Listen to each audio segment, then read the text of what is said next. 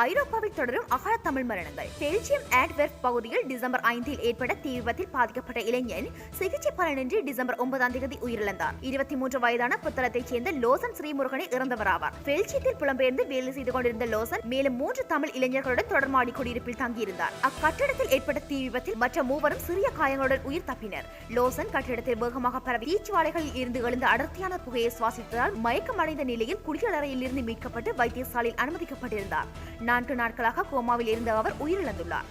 பிரகாசமான எதிர்காலம் ஐரோப்பாவில் காத்திருப்பதாக லட்சங்களை கொட்டி மேற்கு நாடுகளில் தங்கள் எதிர்காலத்தை தேடும் ஆயிரக்கணக்கான இளைஞர்கள் வரிசையில் லோசனும் ஒருவராவார். தற்சமயம் லோசனின் நண்பர்கள் அவருடைய குடும்பத்தாருக்கு நிதியுதவி செய்யும் வகையில் நிதியம் ஒன்றை உருவாக்கி நிதி சேகரிப்பில் ஈடுபடுவதாக கூறப்படுகிறது. இதே மாதிரி கடந்த வெள்ளிக்கிழமை டிசம்பர் 6 பிரான்சில் லாகுர்னியில் மர்ம கும்பலால் கேலிபர் துப்பாக்கியால் முதுகில் சுடப்பட்டு தமிழ் இளைஞன் ஒருவர் கொலை செய்யப்பட்டுள்ளார். 29 வயதான இலங்கையைச் சேர்ந்த இந்த இளைஞனின் பெயர் சிவராஜா தனுசன் எனவும் தெரிய வந்துள்ளது.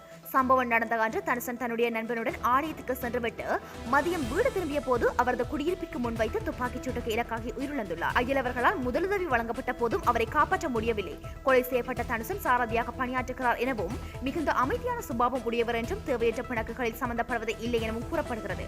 மேலதிக விசாரணைகளை பிரான்ஸ் போலீசார் தொடர்கின்றனர்.